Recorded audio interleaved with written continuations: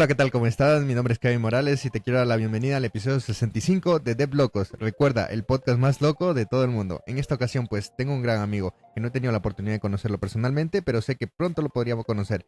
Hola, Joel, ¿cómo estás? Hola Kevin, ¿cómo estás? Buenas tardes, gracias por sumarme a esta entrevista. Genial, genial, Joel. Oye, pues, vamos a empezar el podcast y lo primero que quiero preguntarte es, ¿quién es Joel Ibaceta? Yo me defino como programador de toda la vida, siempre me gustaba escribir código. Probablemente ya estoy en un cargo de dirección, pero nunca he dejado de escribir código. Ingeniero apasionado de toda la vida. Sitio de Cuema, emprendiendo actualmente, pero tengo casi 20 años en la industria del software. Wow, Hay muchas historias que contar. wow, chévere, chévere. Oye, y esta pregunta también va siempre, ¿cómo definirías a Joel Ibaceta fuera del mundo tech? Yo suelo tener un mundo dual entre analógico y digital. De hecho, como podrás ver atrás, son todos libros. Así que tengo fuera del mundo digital, es bastante distinto. Me gusta el arte, me gusta la fotografía. De hecho, por ahí hay una cámara fotográfica. Me gusta leer libros. Y de hecho, mi estudio está dividido en dos partes. Aquí está la pantalla de la Matrix y aquí atrás giro la silla y te se transforma. No hay nada digital. Ajá. Oye, me sorprende bastante toda la biblioteca de libros que tienes. Aprovechando que estoy viendo todo esto, entiendo que te los has leído todos, ¿no? Y suelo leer bastante, sí, yo odio leer en pantallas, entonces soy muy molesto sobre adquirir los libros, son algo caros, pero prefiero leerlos, son portátiles, los puedo manejar. Y es interesante, y siempre me ha gustado y es un sueño personal tener una biblioteca bastante grande para que pueda consultar en cualquier momento, ¿no? Wow, qué chévere, chévere, Joel. Oye, y justo aprovechando pues esto que estamos hablando de los libros, me gustaría que nos des un consejo a la comunidad de Blocos, pues para estas personas que quieren empezar a leer, y bueno, yo me incluyo, en muchas ocasiones he intentado leer y bueno, si se ve aquí atrás, pues yo tengo algunos libros pequeñitos, pero ese amor a la lectura creo que también se va construyendo. ¿Qué consejo le darías a esas personas? Sí, yo creo que no hay que forzar las cosas. Entiendo que las nuevas generaciones tienen formas distintas de aprender, han tenido estímulos distintos, tienen focos de atención mucho más cortos. Entonces, una lectura que no les genera retroalimentación continua, o sea, que no les genera entregas inmediatas, les suele parecer muy cansado, muy denso. Entonces, no es necesario leer, es una forma muy interesante y si lo puedes hacer es una gran habilidad, pero existen muchas otras formas si quisieras aprender cosas. Pero ahora, si te quieres meter sí, directamente a la lectura, lo que recomiendan los expertos es empezar con cosas muy digeribles, muy sencillas, cuentos cortos, manuales, cosas que te permitan introducirte y generar justo eso que nos dan ahora los estímulos, feedback rápido, ¿no? Ya me divirtió, ya aprendí, ya sé el final, ya aprendí algo, ya lo puedo ir a probar en el código. Ese tipo de incentivos te ayudan a familiarizarte mejor, pero es complejo. La vieja escuela como yo leemos mucho, la nueva escuela no lee, no creo que necesariamente sea malo. Ok, ok, chévere, chévere, Joel. Bueno, vamos a continuar con el podcast y lo primero que vamos a hablar es sobre tu experiencia. Vamos a regresar unos años atrás y me gustaría saber cómo empezó todo, cómo fue ese primer acercamiento al software y bueno, que vamos a hablar después del hardware y cómo hoy en día pues has construido a este hombre de acuerdo a todo lo que has aprendido durante todos estos años. Claro, historia. De hecho, yo Tenemos podría tiempo, tranquilo.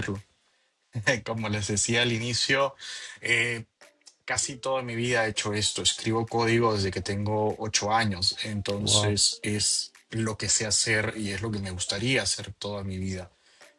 La primera vez que yo tuve una interacción con un computador, ya hablaremos de tiempos muy antiguos. Yo tenía 6 años. En el colegio llegó la primera vez un computador. Habían muy pocos y normalmente los adquirían colegios, universidades para procesar registros de notas, almacenamientos, y lo tenía en una sala de cómputo, como ahí justo al medio, y un día nos dijeron a todos los chicos, ¿no? Del primer año, vamos a conocer un computador como un museo. Llegamos a la sala, lo vimos ahí al medio y todos teníamos la oportunidad de ir, tocar el teclado y escribir nuestro nombre. Luego, porque era todo comandos, ¿no? Con un comando lo imprimíamos y salía en una impresora. Yo recuerdo muy claramente eso porque fue digamos, ese chispazo de iluminación. Me pareció genial que algo digital, o sea, algo que acababa yo de escribir, pudiese transformarse en algo físico que pudiese llevarme a mi casa. Esa capacidad creativa como me deslumbró y Desde ahí estuve molestando a mi padre todo el tiempo, quiero un computador, necesito un computador, quiero un computador. Claro, en ese momento era una locura, porque los computadores eran para empresas, para contadores, para empresas muy grandes. Fue un deseo muy interesante de pequeño y me marcó durante muchos, muchos años hasta que finalmente pude empezar la carrera, pero en esa etapa fue bastante interesante. Yo empecé a los 8 años con mi primer computador, no lo sabía usar. Como imaginarás, la primera vez que me compraron uno con mucho esfuerzo, escribí mi nombre, lo imprimí, fui feliz, lo hice 100 veces y dije, ¿ahora qué hago con esto? Y fue el inicio muy interesante. Lo bueno es que mis padres siempre me apoyaron con esto, buscaron la forma de que yo pudiese aprender, buscamos institutos, no había lugares para niños, tuve que hacer el curso estándar de 3 años. Fue muy, muy interesante porque me permitió a mí ver el computador mucho más desde el enfoque de usuario final. Descubrí que habían juegos para computador muchos años después. Entonces para mí era crear cosas, armar cosas, fabricar cosas y me encantaba esa capacidad de un café, tu teclado y salen cosas de la nada, ¿no? Esa sensación de creación. Está buenísimo. Oye, muy, muy interesante. Y me urgen muchas preguntas de acuerdo a lo que acabas de comentar, porque eh, yo pues vengo de una época en la que tal vez ya el computador ya era más compacto, ya tenía, digamos, ya era individual, no tan empresarial, sí, ya era accesible, claramente, pues recuerdo que el primer computador lo tuve en el 2002, 2003 y mis papás sí se gastaron un buen dinero pues para adquirir eso y recuerdo que hasta el día de hoy tengo el disco duro y era un Pentium 4 y ese Pentium 4 en esa época pues era un monstruo de procesador, ¿no? Entonces, me gustaría preguntarte ¿cómo has ido viendo durante todos estos años, ya que has estado metido mucho en la tecnología, el crecimiento de tal como la tecnología o la computadora? ¿Y qué piensas que podrá pasar? Y claramente, haciendo ahí un spoiler sobre la AI, porque vemos que la tecnología va creciendo muy rápido y pues de la noche a la mañana pues tenemos algo nuevo, o ahora como la inteligencia artificial, estamos en tendencia y no sabemos cuánto tiempo estará esto más. Y mira, algo que es, bueno, es casi un cliché, pero creo que es bastante cierto, es que las cosas cambian, ¿no? Lo único constante es el cambio. La tecnología y el paso de los años me ha enseñado justamente a ser flexible. Hoy en día se habla mucho de aprende una sola cosa y sé bueno en ello. Lamentablemente eso no funciona por mucho tiempo en tecnología. Y lo traté de hacer. Yo cuando recién empecé a escribir código, hace muchos años escribía en Visual Fox Pro, Visual Basic, ¿no? Hacía sistemas de escritorio.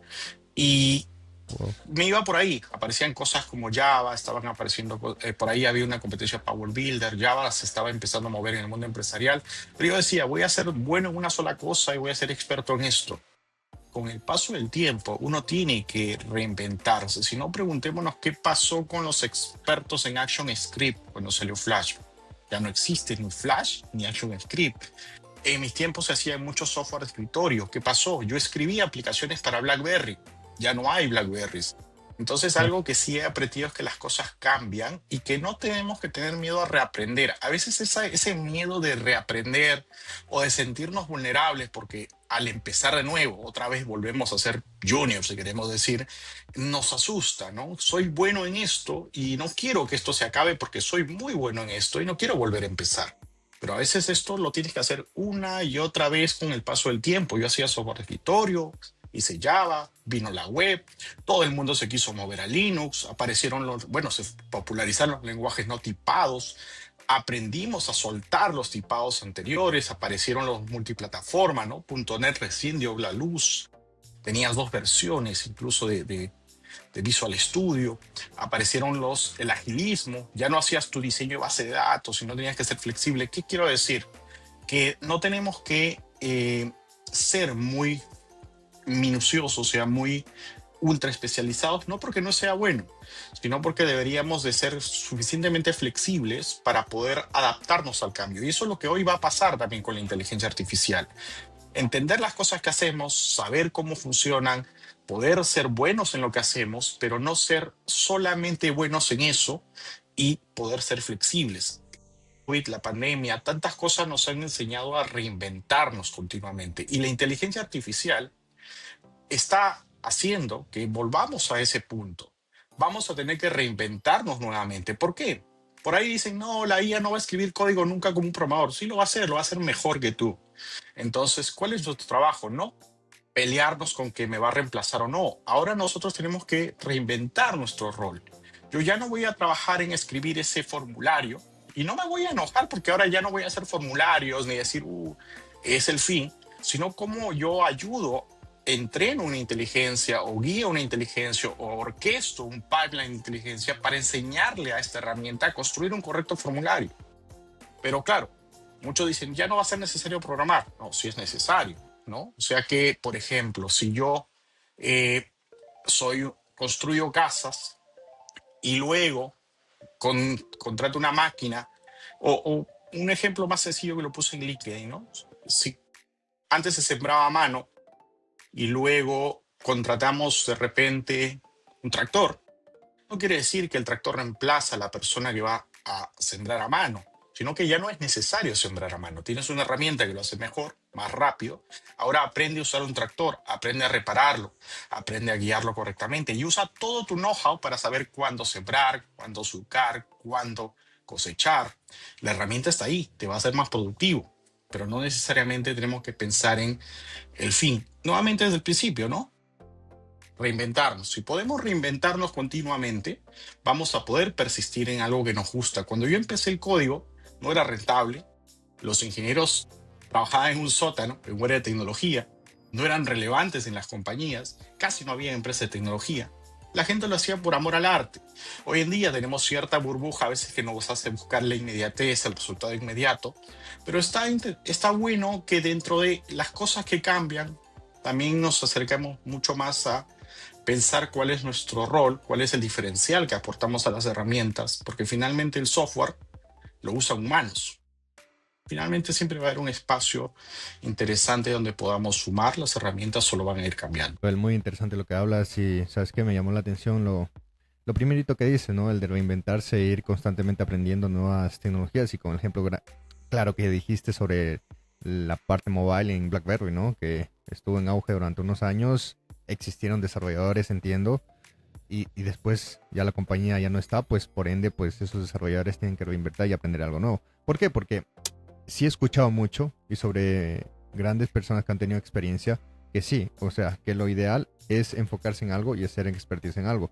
Que te digo algo así, sinceramente, hoy en día pues yo lo estoy notando, porque yo estuve durante muchos años con el desarrollo de iOS y llegué a pensar que era un fanboy literalmente de iOS, de Apple, porque no quería ver nada hasta que hace unos 5 años atrás pues probé lo que es Android. De ahí me fui abriendo un poco, ¿no? Y ahí es pues donde conocí el desarrollo mobile Android, después hoy en día pues el desarrollo mobile Flutter y otros temas que también estoy ya ingiriendo, ¿no? Y creo que eso es muy importante decirle también a la comunidad, como que no se casen con un lenguaje, que no estén siempre ahí, porque el día de mañana puede venir Apple, Google o cierta empresa Big Tech y matarlos, ¿no? Entonces nosotros tenemos que tener esa capacidad pues para saltar a otro lugar y poder adquirir los conocimientos. Y como tú bien lo dijiste, podemos ser seniors en una cosa, juniors en otra, ¿no? Chévere. ¿Sí? Sí, sí, totalmente de acuerdo. Yo de hecho creo que no hay que tenerle miedo a reaprender. A veces siento que vivimos en una sociedad de la economía del conocimiento, ¿no? Quiero lograr un propósito, quiero hacer una app. ¿Cuál es el camino más corto con menos cosas que aprender para hacer una app? Está perfecto, el pragmatismo es bueno, pero no te da herramientas para ser flexible, porque si mañana tienes que moverte, y Apple dice, no, ya no vamos a hacer Swift, ahora vamos a hacer tal tecnología, no sé, nueva, porque nos estamos moviendo a ARM o a tal tecnología de hardware. Entiendo cómo funcionan las cosas, no me he limitado a aprender lo mínimo necesario para hacer una app de iOS. Eso está buenísimo, pues son herramientas que te ayudan a moverte en otros ámbitos. Chévere, chévere, Joel. Bueno, vamos a transicionar la pregunta a tu experiencia y vamos a hablar sobre los lenguajes de programación. Me gustaría saber cómo ha ido evolucionando y transicionando durante todos estos años. Ya creo que me dijiste con cuál empezaste, pero me gustaría saber al día de hoy con cuál te estás dedicando. Y de hecho eso es un tema que no sé si te comenté, yo dicto clases de fundamentos de programación y justamente una de las primeras preguntas que me suelen hacer los estudiantes es, profe, ¿por qué no hay un solo lenguaje que lo resuelva todo? sea, ¿por qué estamos aprendiendo Python y luego vamos a aprender Java y luego me dice que vamos a aprender tal cosa? Han pasado tantos años del primer lenguaje, ¿por qué no nació el concilio de los lenguajes y juntaron lo mejor de todos en uno solo definitivo? Bueno, es lo mismo que tratar de meter todos los instrumentos de música en uno solo. Cada uno tiene un fin. Aunque todos hacen música, cada uno se hace de manera distinta, tiene ritmos diferentes, puede producir resultados distintos y si los combinas también hacen cosas muy interesantes. Y eso lo fui descubriendo con el paso del tiempo. Yo inicié con lenguajes visuales que construían primero interfaces, muy parecido a lo que se hacía al inicio en las aplicaciones móviles, ¿no? O sea, interfaces, luego le das acciones, conectabas acciones con las interfaces y luego si querías construías algunas, una especie de backend. Luego apareció la web, ¿no? El web 2.0, el boom de la 2.0, todo el mundo tenía que hacer aplicaciones móviles, moverse a la web. La web era muy limitada, podías hacer mucho menos cosas. Tú decías, ¿por qué nos vamos a la web si era tan fácil arrastrar un botón, poner una selección, hacer un menú? Transicionamos y luego dijimos, la web es súper flexible, los escritorios son una locura, que puedo hacer lo que yo quiero con mis CSS. Los lenguajes fueron cambiando, ¿no? Como decía, del tipado al no tipado. Dijimos, ¿por qué va a tener tipos? Seamos libres, seamos felices. Claro, hay lenguajes como JavaScript que se fueron al extremo, pero está bueno tener esa libertad porque te permite evitar algo que se llama complejidad accidental, ¿no? Que es que por hacer algo muy sencillo, sumamos una cantidad de cosas adicionales que incrementan la complejidad de lo que queremos lograr. Hoy en día, los lenguajes de programación han creado diferentes vertientes. Hoy hay muchos paradigmas que funcionan. De hecho, estuve trabajando muy de cerca con un lenguaje de programación experimental que buscaba justamente quitar todas las cosas que generan aleatoriedad. De hecho, ni siquiera tiene random ese lenguaje. Es un lenguaje determinista. ¿Y qué te permite hacer? Que lo que tú programes siempre funcione exactamente igual, ¿no? No tenga esas variantes que a veces hace esto, a veces otro. Pero ¿hacia dónde vamos con los lenguajes hoy en día? Hoy en día se está fomentando mucho en círculos, por ejemplo, los lenguajes de alto nivel, como Python. ¿Por qué? Porque tenemos mucho menos tiempo de entender cómo funcionan las cosas y preferimos modelar el problema en términos, en formas en las que nosotros resolvemos problemas en el día a día, ¿no? Clase persona, clase negocio, objetos, quizás le damos esa forma.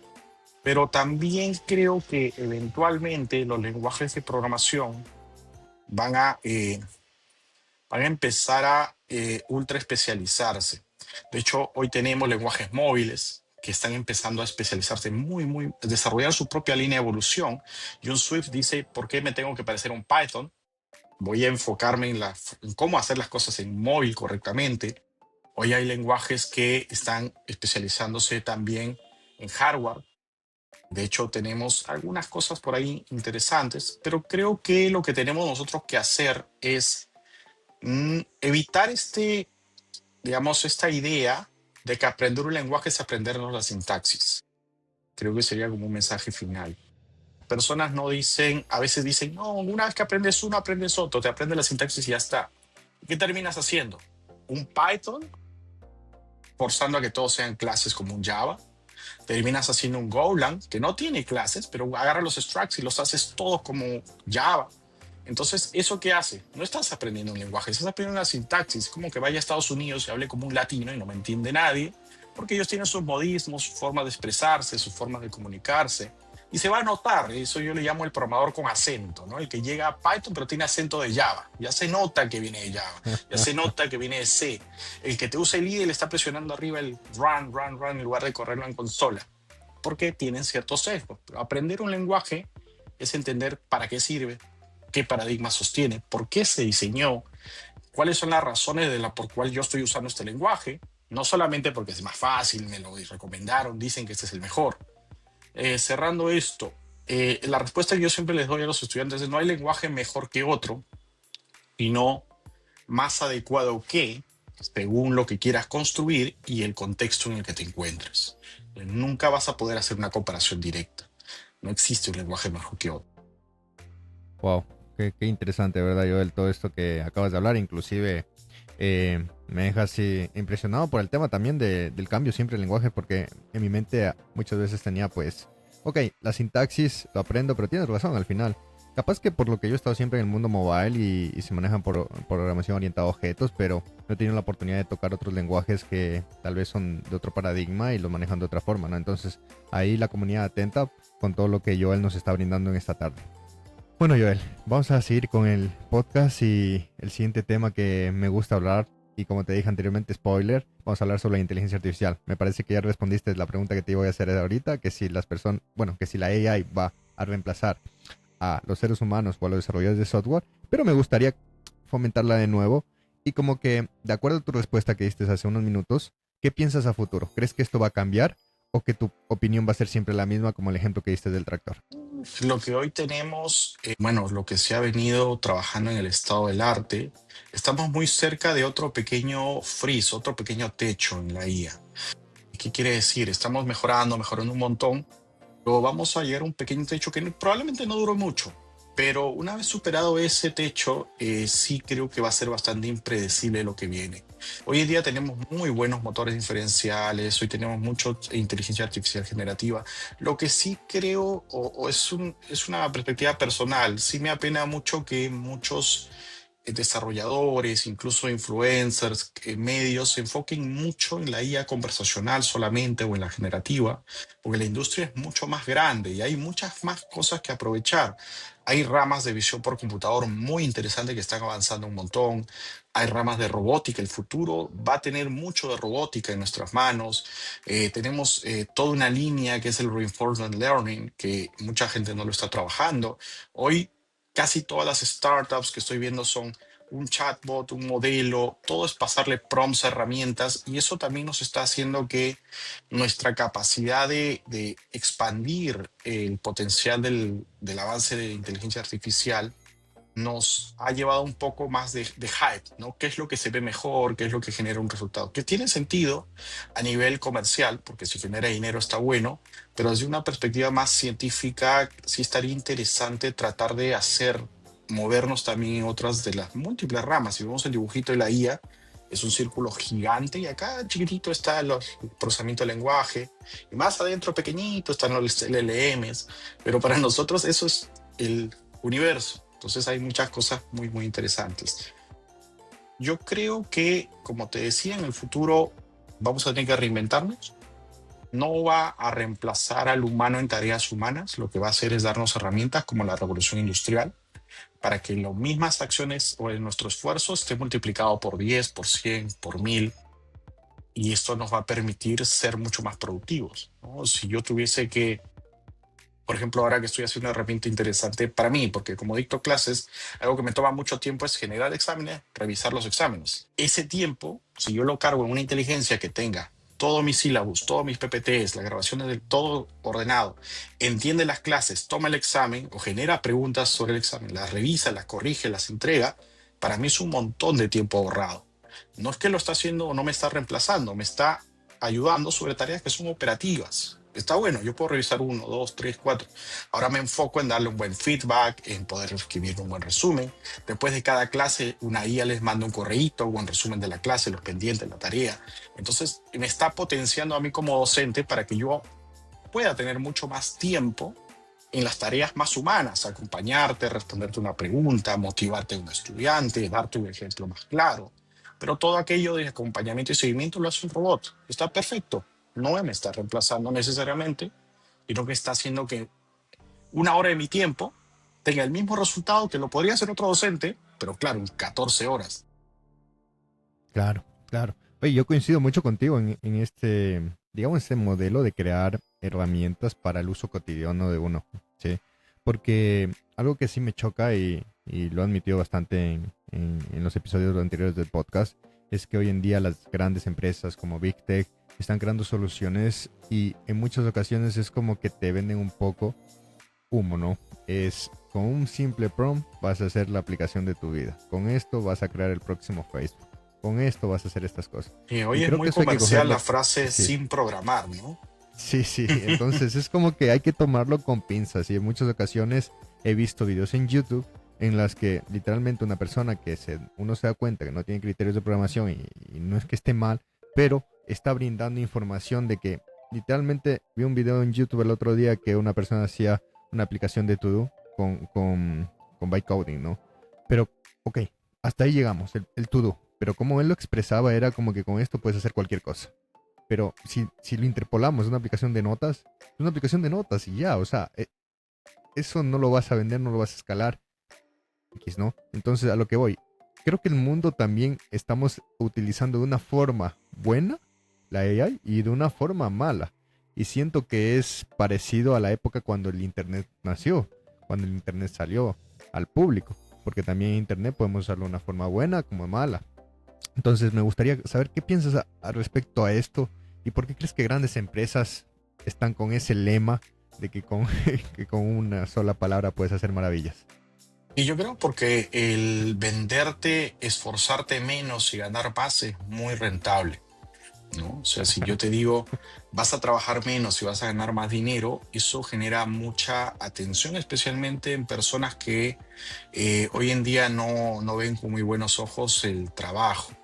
Entonces, si yo quiero vender mi herramienta, es muy comercial decirte, pero código, sin esfuerzo, genera dinero solo, con un solo prompt. Pero sí es cierto, creo que lo que tenemos que ver a la inteligencia artificial no es como una herramienta que nos vaya a hacer no pensar, no que nos quite el tiempo de pensar en cosas superfluas para pensar en lo que realmente importa. Entonces es una forma distinta. Si yo soy un creador de productos, ya no tengo que estar preocupándome por cómo redactar este documento de especificación de, no sé, de especificación técnica, porque eso lo puede hacer una IA, sino empezar a pensar como humano, qué le gusta a los clientes, qué podría pensar, obtener insights y a partir de todos estos balances, datos, ¿podrías predecirme cuáles son los grupos de usuarios a los que voy a atender? Ah, sí, son niños, jóvenes, adolescentes. Ah, perfecto. Entonces probablemente me tengan que mover acá, tengan que leer usuarios activos o tengan que leer esto. Me permite potenciarme, así como Tony Stark. Tony Stark no deja, o sea, no piensa que la IA lo resuelva todo, sino es un potenciador de sus capacidades intelectuales. De hecho, las cosas que crea es porque él es un genio multiplicado por la IA, digamos, si queremos ir a la analogía. Entonces, hoy, por ejemplo, lo que estamos haciendo en el trabajo principalmente es, estamos tratando de crear un pipeline de una IA muy interesante que se encargue de trabajar sobre la deuda técnica y corrección de bugs. Entonces, armamos un pipeline muy interesante, es una IA que absorbe todo el código del proyecto como contexto, entiende las indicaciones del, digamos, del issue, crea un plan de acción, ejecuta, hace su PR, hace todo muy bien, pero no es un prompt, es un proceso complejo donde yo orquesto, segmento, contextualizo, le doy herramientas para validar, creo un pipeline complejo que permite potenciar la herramienta. Entonces la herramienta no es 100% automática, yo la construyo, la orquesto, la organizo y tiene potencial muy interesante de hacer que mi equipo se enfoque en crear nuevas cosas y no estar parchando porque ese botón no salió a la derecha, ¿no? Eso que lo resuelve una herramienta. Potenciar nuestras capacidades, pensar en lo que importa, dejar de pensar en lo superfluo, lo que nos quita tiempo, ordenar, documentar, escribir. La documentación es 100% por IA, por ejemplo, estaría buenísimo, ¿no? Que cada vez que actualizas tu controlador, automáticamente un agente se encargue de identificarlo y actualizar tu developer site o tu documentación técnica. Cosas que te aburren, cosas que te toman tiempo, cosas que te podrían quitar tiempo para producir algo. Pero claro, la intención no es, bueno, dejo esto ahí como una minería de bitcoins y que esté resolviendo issues solo y haciendo tareas de freelance y yo cobrando en el banco. Eso no va a pasar, pero sí es muy rentable. Lamentablemente, las empresas tienen que vender. Así que se usan frases muy cliché de lo que la gente busca. Menos esfuerzo, más dinero, siempre va a vender, ¿no? Si no, pregúntale a las pirámides. Chévere, chévere, Joel. Oye, vamos a darle la vuelta a la pregunta inicial que te hice y me gustaría saber qué opinas sobre estas empresas que hoy en día pues no se actualizan con la inteligencia artificial. Bueno, lo más sencillo es que tu competencia sí lo va a hacer. Entonces, si hay empresas, yo he visto, que te dicen no uses ChatGPT, no uses Cursor, no uses tal cosa. Bueno, está bien. Vas a tener muy buenos desarrolladores, excelentes escribiendo código, pero vas a tener tu issue en 14 días cuando tu competencia lo va a tener en 2 horas. Es más, con ingenieros que saben menos, más baratos, que entienden mejor la IA, y que no son expertos en el código. Yo cuando escribía código no había ni Stack Overflow. Eras tú, tus libros, café y suerte. Horas para hacer un feature chiquito. Hoy eso es impensable, ¿no? Hoy 3 o 4 prompts y tienes una respuesta. Entonces, la competencia lo va a hacer. Va a integrar, así como te comento, ¿no? Va a integrar la IA a la construcción de documentación, va a integrar la IA a manejo de código, de repente a mejora de interfaces, atención de deuda técnica, de repente revisión de código, y va a hacer que el proceso ya no sea un proceso 100% humano, sino algo más parecido a las fábricas de Japón, ¿no? De autos. Hay personas, hay robots, todos trabajando en conjunto, haciendo que un proceso funcione. Porque esperar que la IA lo haga todo es esperar la siguiente generación todavía de IA que no tenemos. Hay mucho trabajo todavía cognitivo que nosotros vamos a venir sumando. Entonces lo ideal es que puedas crear un proceso en tu compañía que genere valor aprovechando lo mejor de ambos mundos. Júntalos en tu proceso de creación de valor, humanos, máquinas, robots, y que las personas se enfoquen a hacer lo mejor, lo que mejor saben hacer. Y si tú no lo estás haciendo como empresa, si no lo estás pensando como líder, si estás siendo purista, no, yo quiero que se esfuercen, el clásico jefe, no quiero que te cueste, que te esfuerces, que te canses para sentir que estás trabajando. Bueno, tampoco vas por ahí, ¿no? Sino que cuánto valor generamos sobre lo que estamos invirtiendo. ROI finalmente lo que busca. Entonces, si tú no lo haces, tu competencia lo va a hacer. ¿Y a quién le voy a pagar? A la empresa que me cobra 10K o 10X por hacerlo a mano, o a la que me cobra 1X porque contrata solo a 2 personas. Claro. Chévere, chévere, güey. Oye, muy interesante conversar sobre todos estos temas. Vamos a pasar al tema principal, que es prácticamente de un prototipo de Arduino a la fabricación más innovadora en hardware.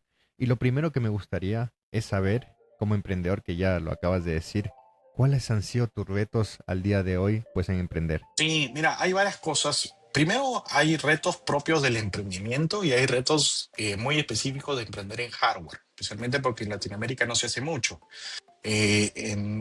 Sobre emprender, lo que uno tiene que hacer es empezar a, creo que, o si lo queremos ver como retos, como lo planteas, es justamente lo que muchos ya lo saben, pero es muy difícil de aplicar, lo que es no enamorarte de la solución, sino del problema.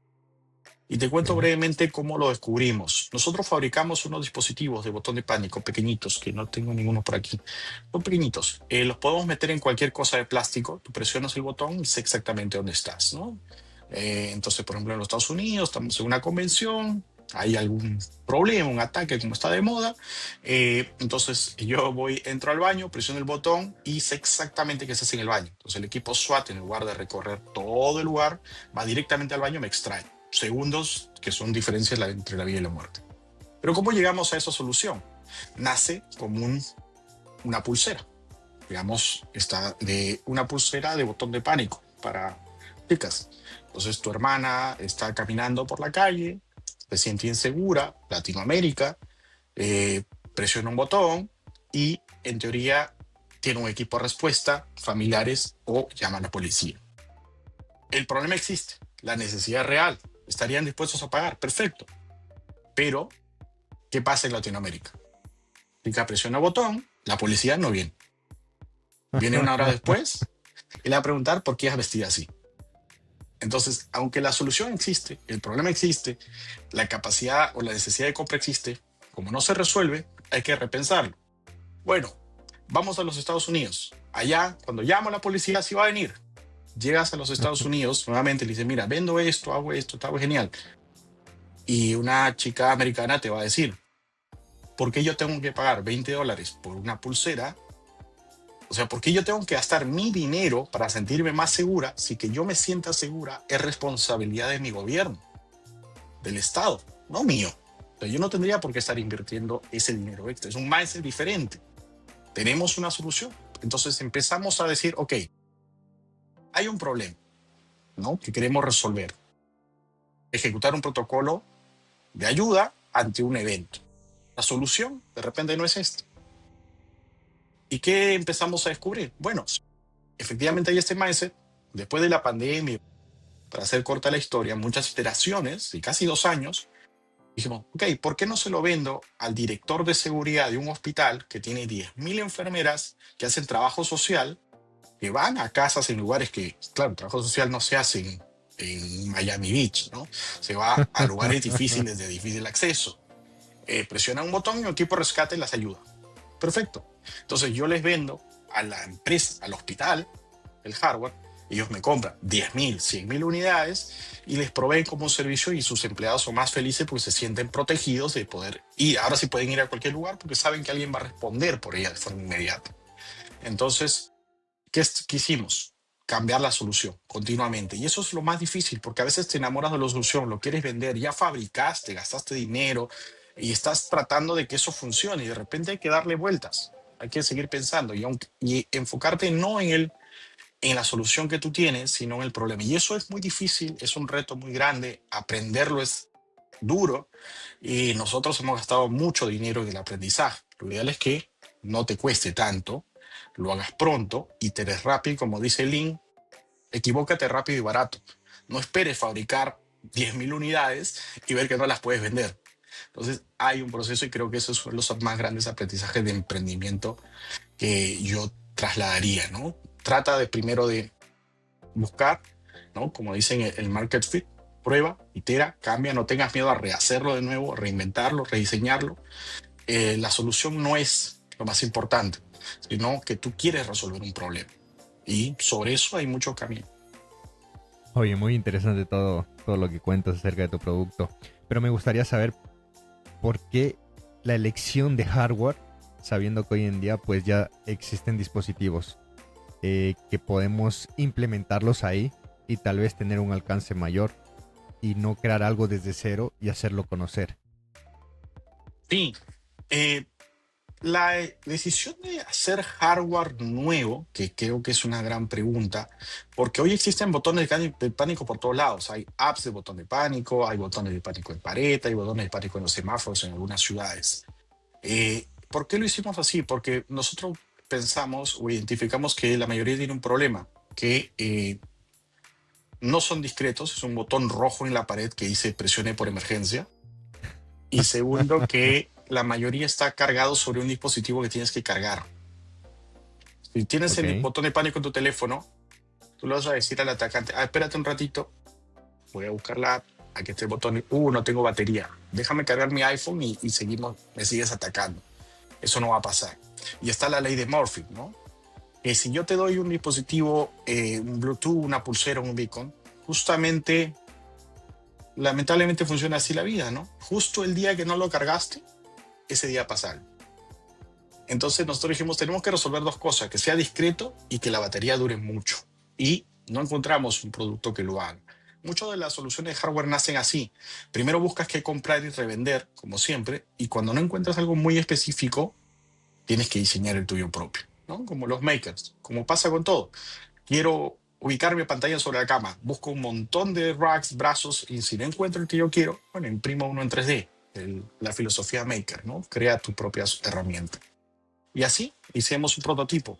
¿Por qué? Una de las cosas interesantes es que, por ejemplo, el dispositivo no le cambias la batería, dura 2 años la batería. Entonces, no lo tocas más. Viene cerrado, de hecho, ni lo puedes cambiar. ¿Por qué? Porque cuando lo necesites cargar, no va a estar. Entonces, mejor que nunca se acabe la batería. Y lo otro que tenemos es que es muy chiquito. Como nosotros mismos lo diseñamos, lo podemos meter donde sea. Hoy lo estamos metiendo en estos portaidentificadores que llevan todos los doctores, todos los trabajadores en los Estados Unidos, photochecks, ¿no? Porta IDs. Pero con un socio que tenemos que fabrica plástico, lo puedo meter en lo que tú quieras, cualquier cosa de plástico que pase desapercibido. Entonces, esas wow. dos ventajas que queríamos lograr, meterlo donde sea, un libro, un mousepad, una mochila, una pulsera, estaba en joyería, ¿no? Piezas de joyería, eran las dos cosas que nos dijeron, hay que hacerlo porque nos va a ser mucho más caro que nos lo estén fabricando todo el tiempo a medida por unidad. En masa sí, pero si yo quiero empezar mi negocio y decirle a un chino, quiero que me hagas esto, 10, 100, cámbialo otra vez, cambia el diseño y va a ser carísimo. Entonces preferimos diseñarlo nosotros mismos, hacernos cargo de todo ese proceso de research y sí, hoy fabricamos con China, pero decimos, haz esto que ya está probado, ya sé cómo funciona, este es el PCB, este es el diseño, exactamente con estos componentes que cumplen FCC y todo y está listo. Ellos simplemente ensamblan, fabrican y ya lo distribuimos. Eso fue como la motivación. No encontramos algo que funcionaba exactamente como, o sea, que cumplía los dos valores que nosotros tenemos y lo fabricamos. De hecho, el mes pasado logramos la patente. Entonces ahora, digamos que ya lo tenemos como patentado y eso nos da también esa ventaja de que la idea está segura. Chévere, chévere, Joel. Y bueno, lo primero que quiero decirte es felicidades de verdad por esa idea y cómo llevas a cabo, porque la verdad que puede ayudar a muchísimas personas. Parece que no, pero si lo pones a pensar, sí, por lo menos aquí en Latinoamérica podemos tender a tener ese riesgo, ¿no? Ahora, una pregunta que me surge ahorita es, ¿cuáles serían las ventajas y desventajas que tú has sentido al momento de innovar en hardware? Porque durante todos estos años estoy segurísimo que has intentado hacer algo con software. Sí, de hecho yo fundé varias empresas antes. Eh, en Latinoamérica es un mundo desconocido. Creo que la mayoría de emprendedores con hardware ha llegado a la primera etapa, la de prototipo en Arduino. Muchos han tratado de vender ese prototipo en Arduino. O sea, te llevan así con la cajita de plástico, con sus cables por todos lados, si lo quieren ensamblar. El problema es que eso te va a funcionar para dos o tres clientes, pero cuando ya quieras vendérselo a una empresa, es decir, y tu certificación FCC y tal cosa, y no vas a pasar ningún control de calidad, ¿no? Y claro, tampoco estás seguro porque si le toca eso, lo miras mal y ya se desconectó un cable, hace calor y ya se prende fuego. Entonces, claro, necesitas pasar un proceso de profesionalización y lo más difícil ha sido que hay muy poca gente en Latinoamérica que conoce cómo hacer ese proceso. O sea, cómo hacer que un prototipo en Arduino finalmente se convierta en un dispositivo, ¿no? En un dispositivo que yo pueda vender. En los Estados Unidos, que fabrican cosas, en China, que fabrican cosas, es mucho más fácil. Hay muchas fábricas, muchas empresas. Tienes empresas como Apple, que está fabricando cosas todo el tiempo. Pero aquí no es tan sencillo. Por ejemplo, si yo quisiera contratar un profesional que conozca de programación de microcontroladores, hay muy poquitos, ¿no? O que me permita programar un Nordic, que es el dispositivo este BLE, tampoco hay muchos que lo sepan hacer. Entonces, ese proceso de construir el equipo, y creo que es un reto muy importante o muy difícil de poder hacer acá.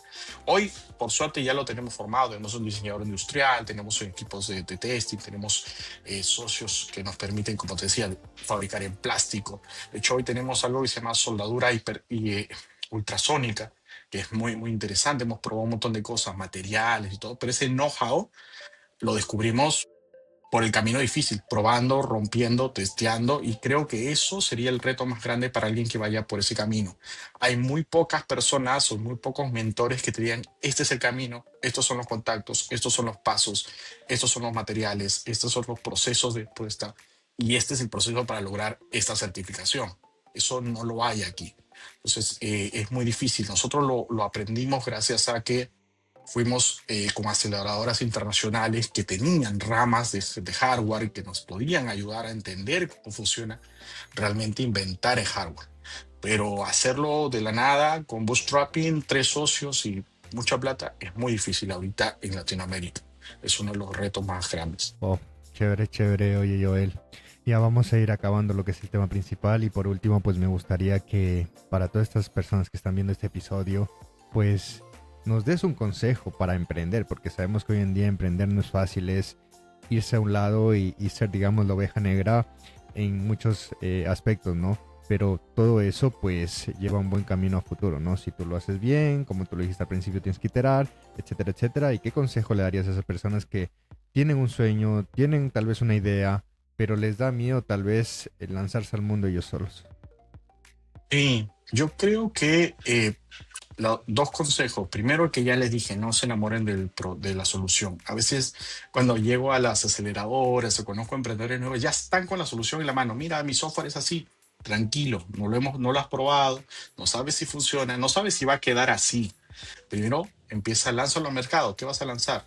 Entonces, el segundo consejo es justamente eso. Leen, equivócate rápido y barato, ¿no? No todo el mundo puede levantar $1 millón que te da libertad para equivocarte más, sino digamos, equivocarte rápido te va a permitir justamente hacer esa búsqueda del producto correcto, del producto final que la gente esté dispuesta a pagar de forma rápida. Entonces, evitemos ese perfeccionismo de querer hacer el producto mágico, completo, que lo tenga todo de un año de desarrollo. No, lanza lo que tenga, pruébalo en el mercado, habla con clientes. Como les recomiendo a las personas que suelo mentorear, es mucho más sencillo lanzar un producto, pero ya haber hablado con personas, ya haber vendido la idea y que tus clientes estén esperando a que termines el producto, a que tú lances el producto completo y recién busques clientes. Porque ya lo terminaste, te vas a buscar, no, mira, yo necesito esto, pero con esta integración así no me sirve, quítale esto. Retrabajo, un año de trabajo gastado, un año de sueldos, un año de equipos, para que realmente no encaje con lo que necesitaban. Pero si tú ibas probando, lanzando, versión gratuita, buscando un socio, buscando compras, es vender mientras voy construyendo, vas a tener en algún punto alguien ya interesado en tu producto antes de que lo termines, porque lo ha ido probando, lo han ido testeando, lo han ido desarrollando, ya tienes alguien a quien vender. Y a los ingenieros, no se enamoren de la tecnología. Yo he visto pitch donde sale un ingeniero y dice, mira, tenemos una herramienta con inteligencia artificial escrito en Haskell, compilado en la nube, que procesa esto en C, con nuestros ingenieros que han hecho todo desde cero en C++. No le importa al usuario eso. ¿Qué resuelves? ¿Qué gano si te compro? ¿Cuál es el valor? Eso es lo más importante. Y a veces nos enamoramos tanto que nos olvidamos que a la gente normal no les emociona lo mismo que a nosotros. Y eso, desprendernos de eso es muy difícil, porque yo creo que se van a emocionar al saber que es IA. No, a ellos basta que sea un mensaje en un chat. No importa si atrás hay un indio respondiendo. Mientras resuelva el problema, para ellos está perfecto, porque le genera valor. Y recordemos, ¿por qué me van a pagar? No porque quieran apoyar al emprendedor, sino porque pagarme $5 a mí, a ellos le va a permitir ahorrar 10 o van a ganar 10 que no iban a ganar. Si tú puedes lograr eso, te van a pagar sin problema, te van a usar sin problema. Entonces busca eso. ¿Cómo mi solución hace que lo que tú me pagues sea rentable para ti? ¿Cómo tú ganas 100, 10 por haberme pagado 5? No qué tecnologías uso. Y equivócate rápido, porque la primera vez que lo intentes, no vas a tener esa respuesta. Vas a decir, no, si me pagas 5, no, no ganas nada. Pero con el tiempo tus clientes van a sentir, bueno, no te van a pagar nada por eso. Busca un problema por el cual sí están dispuestos a pagar. Genial, genial. Oye, muchísimas gracias, Joel. Vamos a continuar con el podcast y ya estamos en la recta final. Y lo siguiente que te voy a preguntar es, ¿qué le dirías a Joel Ibaceta desde hace 10 años atrás? Sí, ya estoy grande, así que hace 10 años, digamos, ya estaba joven, pero creo que tengo el privilegio de mirar al pasado no con nostalgia, no con hubiera hecho esto, sino con agradecimiento. Creo que es un privilegio, nuevamente, no todo el mundo tiene ese privilegio de ver hacia atrás y poder ver al niño o al joven y decirme que confíe en el proceso, que siga haciendo las cosas que estoy haciendo, que tenga paciencia, porque todas las cosas que soñaste cuando eras niño o que imaginabas cuando eras joven, te van a cumplir 10 veces más y las cosas que no pensaste que ibas a hacer. Así que solamente haz lo que te gusta hacer, esfuérzate en todo lo que vayas a construir y no te preocupes, confía en el proceso. Creo que eso es algo que me ayuda mucho y es la forma en la que uno le da sentido a la vida, ¿no? Esperar que el último de tus días digas buen trabajo, ¿no? Todo lo que querías hacer funcionó, todo lo que querías construir lo conseguiste. De algún modo u otro llegaron a resolverse. Yo cuando tenía 6 años, de hecho le decía, bueno, 8 años, le decía a mi padre que me lleva a la Universidad de Ingeniería a caminar por los pasillos de la facultad porque me imaginaba ser un estudiante, no un profesional, no un programador. Me gustaba ver a los ingenieros caminar por ahí. O sea, algún día voy a estudiar acá. Y esa se volvió a cumplir. Cuando era joven, algún día voy a hacer software, ¿no? Y eso me encanta porque he logrado muchas cosas que para mí eran muy distantes y eso está buenísimo.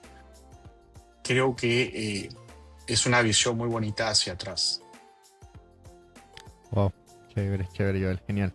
Bueno, vamos a entrar al siguiente tópico, que es básicamente las preguntas sorpresas Ja, de Blocos. Vamos con la primera. Ahí va. ¿Recuerdas cuál fue tu primer pago como desarrollador de software y qué hiciste con él? sí. Bueno, en dólares fue muy poquito. Si lo convertimos a dólares sería como $200 el primer pago como sueldo. Y el primer pago como freelance creo que fue $50. porque antes freelanceaba, era muy joven, tenía como 16 años. ¿Qué hice con él? Me compré ropa, me compré ropa. Ok. Yo sé que la mayoría va a decir apoyar a mis padres y todo.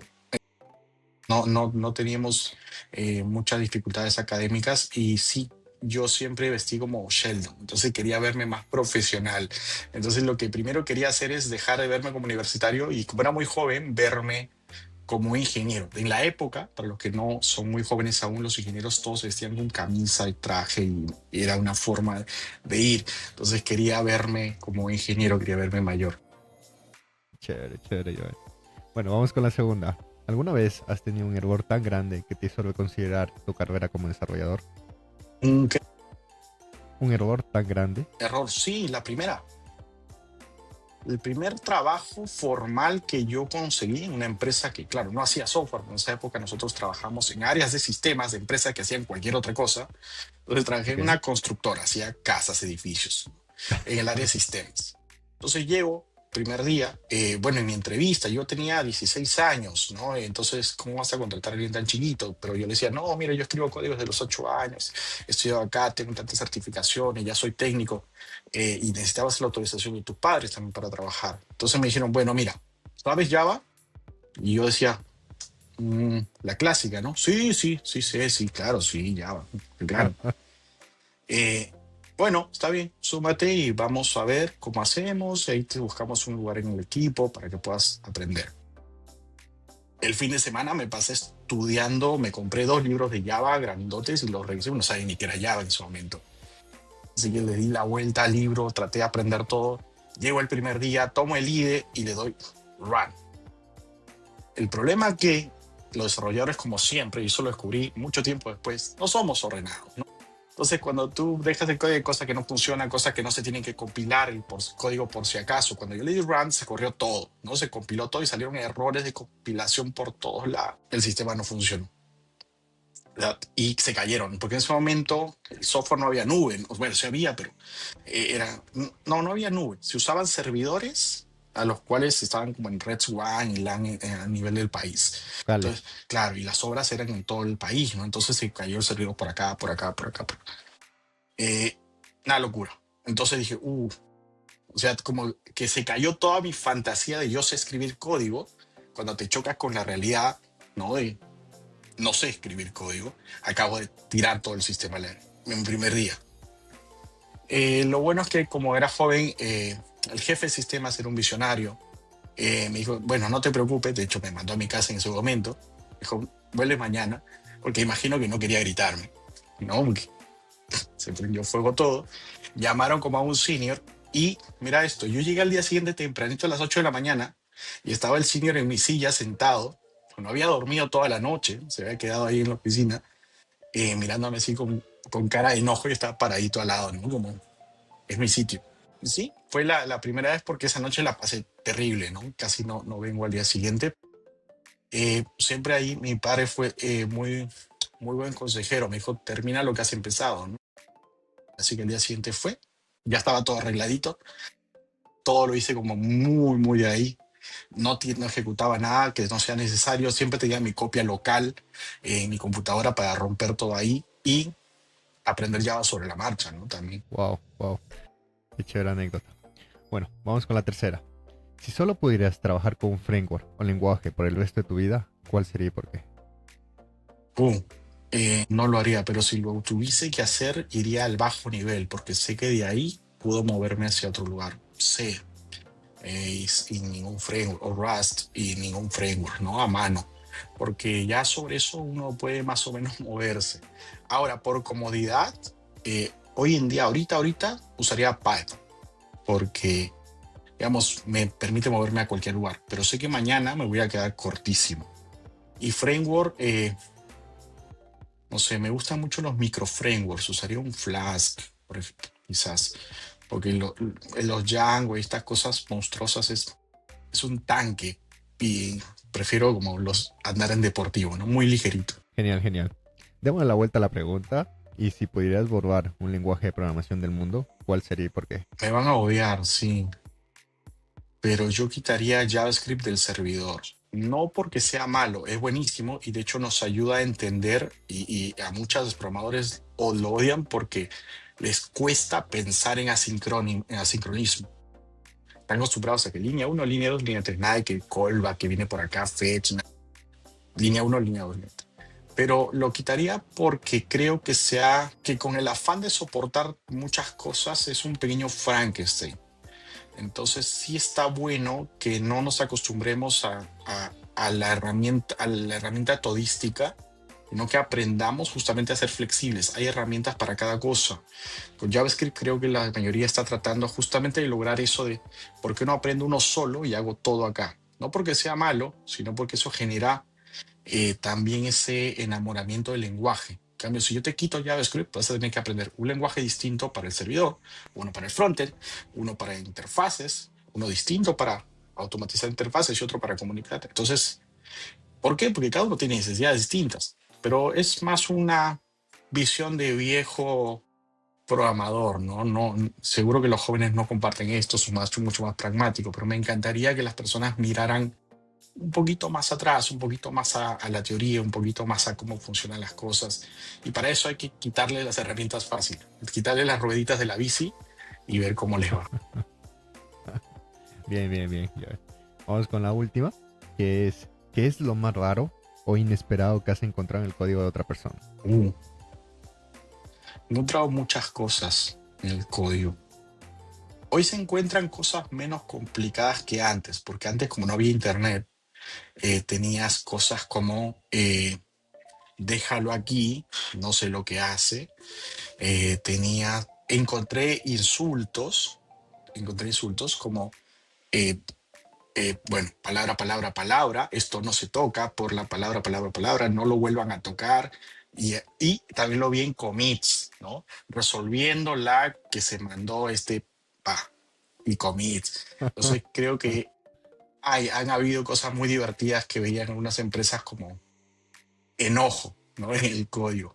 Luego cosas muy graciosas sí he visto como te decía, cosas cuando le preguntaba a alguien si sabía escribir un lenguaje y luego veía los pull requests y veía Java, o sea, en lugar de Python, o sea, esto no es Python o esto no es Ruby en ese momento. Y me parecía muy gracioso, ¿no? Esto de justamente de que nos movemos a otro lenguaje, pero seguimos haciendo las cosas exactamente igual que el lenguaje anterior. Y yo te digo, ¿para qué te cambiaste? Te hubieras quedado ahí. Está igualito. Si te vamos a cambiar, démosle vueltas. Pero es muy divertido el código, es muy curioso lo que se puede hacer. Memes también. Y gatitos, ¿no? Y comentarios. Genial, genial, Joel. Bueno, ya estamos acabando. Por último, pues el último tópico es que nos brindes un consejo para la comunidad de Blocos y para esas personas que quieren empezar a programar. Y yo les diría que confíen en el proceso. Es difícil. Y para los jóvenes cada vez es más difícil porque necesitan resultados rápidos, ¿no? Eh, Acabo de leer mi tutorial de Python, quiero saber si ya sé Python, entonces empiezo a escribir Python y necesito resultados rápidos. Y a veces eso es como tomarte subterráneo.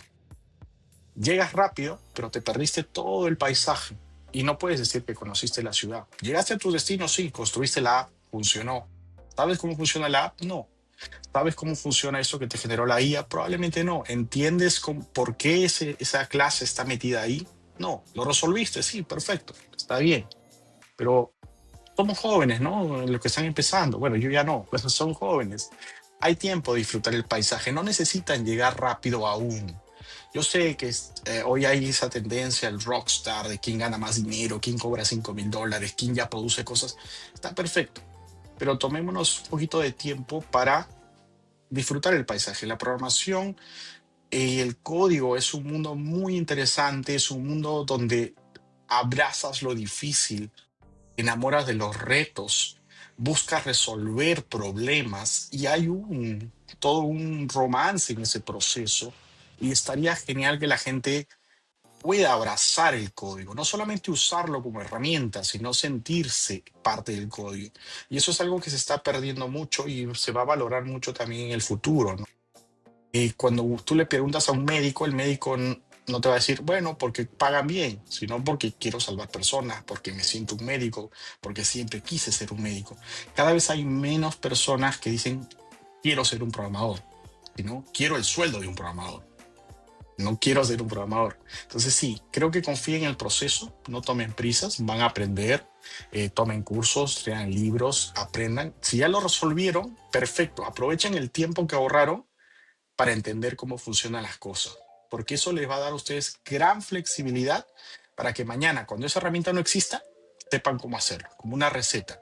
Si solo me sé los 5 pasos, voy a hacer el mismo plato, pero si entiendo cómo esos condimentos crean sabores, cómo se mezclan para que tenga ese sazón, cuando mañana me falte tomates o mañana tengamos que cambiar de ollas, voy a tener una idea de con qué reemplazarlo, cómo cambiarlo y cómo hacer que sepa, porque tengo una idea de cómo funcionaba ese conjunto de cosas. Si no, voy a tener que reaprender otra receta de cero y ahí sí vas a ser más lento que la mayoría. Y reinvéntense, ¿no? Todo el tiempo. Genial, genial, Joel. Muchísimas gracias de verdad por haber estado en el episodio número 65 de Locos de esta segunda temporada. Y por último y no menos importante, pues te voy a pedir tus redes sociales o dónde te podemos contactar. Sí, imagino que mi nombre va a estar en algún lugar, Yoli Gaceta, como se escribe, donde esté, en todas las redes. Tengo la sorpresa de que está disponible siempre mi nombre. Entonces, cuando voy a una red social nueva, pongo mi nombre y mi apellido y está libre. Entonces va a estar No hay en otro Twitter, Joel en Ibaceta. Facebook, en LinkedIn, en Instagram, en Tinder, donde sea. Está Yoli Gaceta, junto, en cualquier red.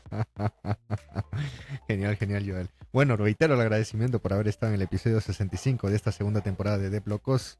Y para la audiencia, pues nos estaríamos viendo en el próximo episodio. Muchísimas gracias. Bye, No hay bye. problema. Gracias, Kevin.